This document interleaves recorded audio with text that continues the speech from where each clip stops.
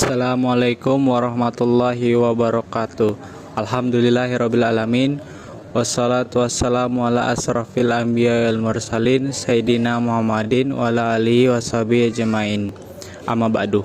Yang saya hormati Bapak Muhammad Irfan, SHI, MSc, selaku dosen pengampu mata kuliah fikih ibadah, dan teman-teman yang berbahagia. Izin perkenalkan diri, nama saya Rizky Andayunata dengan NPM 2421020046. Di sini saya akan membuat video yang berjudul tentang puasa untuk pemenuhan tugas UTS. Pengertian puasa. Puasa atau saum dalam bahasa Arabnya yang berarti menghindari segala sesuatu. Jadi puasa itu ialah menghindari dari segala perkara yang dapat membatalkan puasa, baik berupa makanan, minuman, berbicara, dan menahan nafsu dan syahwat.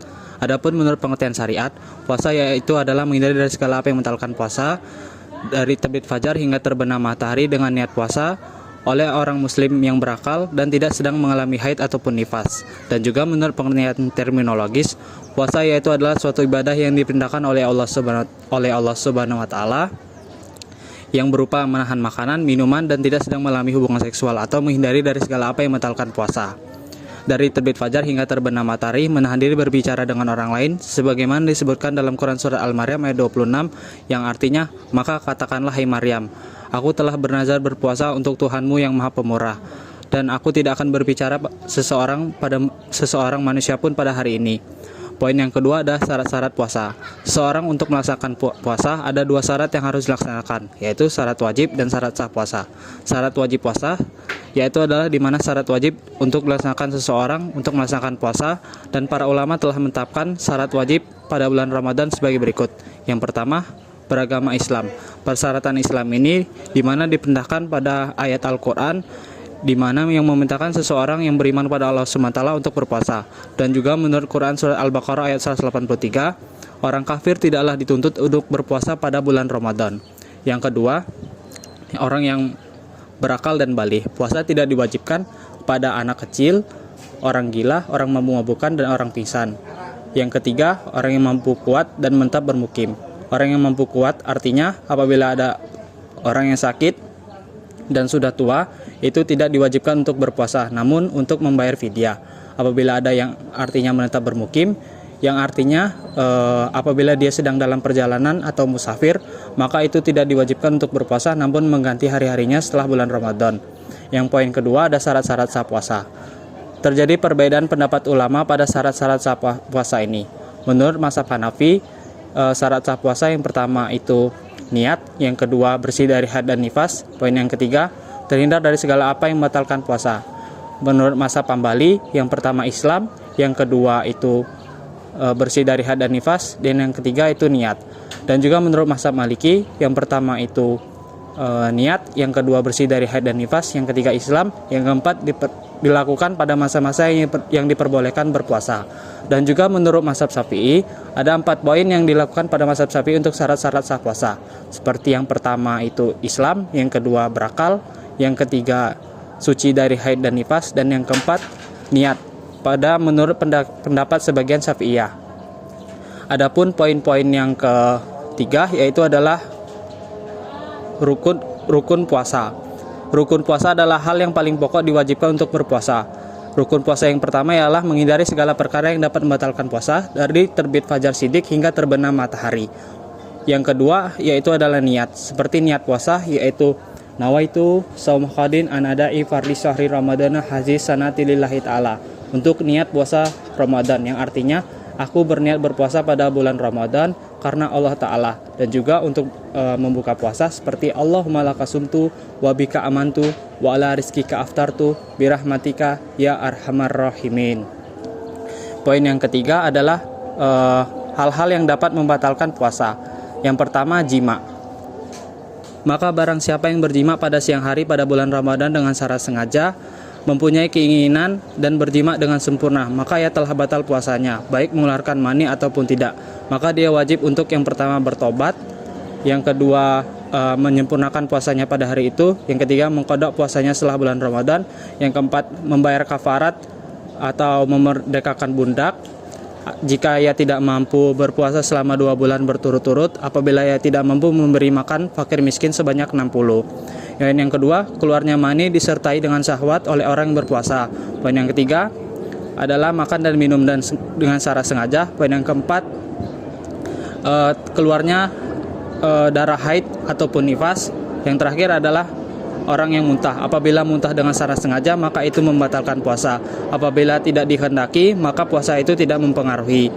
Dan juga ada macam-macam puasa. Puasa yang pertama ada puasa wajib. Puasa wajib seperti yang pertama puasa Ramadan. Puasa Ramadan sangat diwajibkan untuk orang yang telah balik, dilakukan untuk berpuasa selama sebanyak sebulan sepenuh. Poin yang kedua adalah puasa pada hari raya Idul Adha. Puasa pada hari raya Idul Adha itu sangat diwajibkan pada tanggal 9 Zulhijjah. Poin yang ketiga adalah puasa kifarat atau puasa kafarat.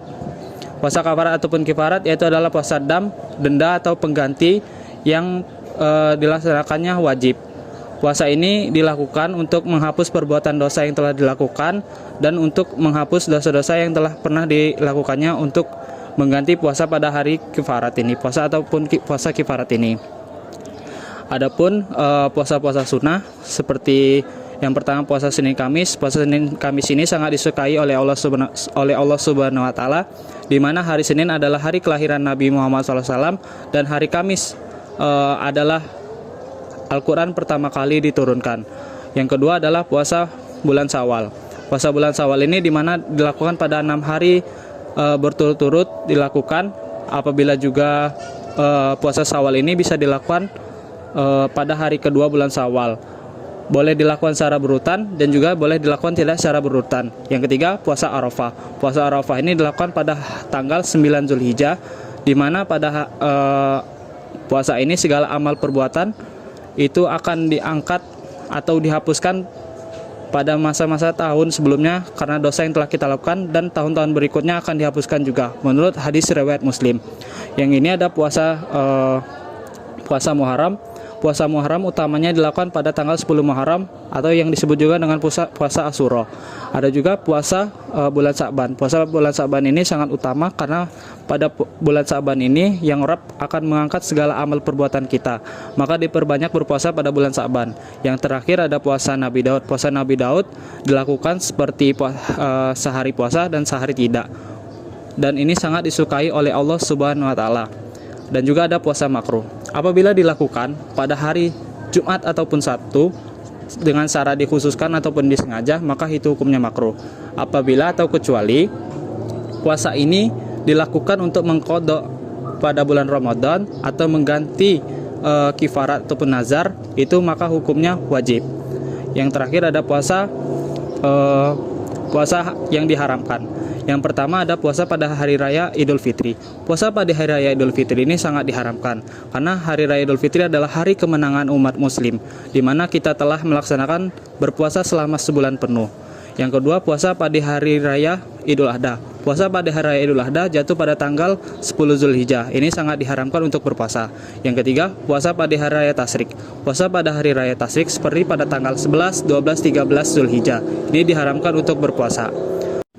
Adapun poin-poin selanjutnya yaitu adalah uzur-uzur yang memperbolehkan untuk tidak berpuasa. Pada poin ini yang pertama adalah orang sakit. Orang sakit tidak diwajibkan untuk berpuasa apabila ia sakit tidak tahu kapan sembuhnya. Yang dia di mana dia puasa maka akan mempengaruhi kesakitannya, maka tidak diwajibkan untuk berpuasa namun membayar fidyah sebagai penggantinya. Poin yang kedua adalah orang yang berpergian. Apabila orang yang berpergian sejauh 3 mil atau 5.565 meter ataupun sedang dalam perjalanan atau yang disebut juga sebagai musafir, itu tidak diwajibkan untuk berpuasa. Namun dia nanti akan menggantinya pada hari-hari lain setelah bulan Ramadan. Poin yang ketiga adalah ibu hamil dan menyusui. Ibu hamil dan menyusui tidak diwajibkan untuk berpuasa apabila ya itu mempengaruhi untuk anaknya. Namun ibu hamil dan menyusui wajib menggantinya pada hari-hari lain ataupun membayar fidyah sebagai penggantinya. Poin yang keempat adalah berperang di jalan Allah. Berperang di jalan Allah ataupun jihad itu tidak diwajibkan untuk berpuasa. Apabila ia berperang di jalan Allah, itu akan melemahkan fisik dan semangatnya untuk di jalan Allah Subhanahu wa taala. Mungkin itu saja presentasi dari saya. Billahi taufik wal hidayah. Wassalamualaikum warahmatullahi wabarakatuh.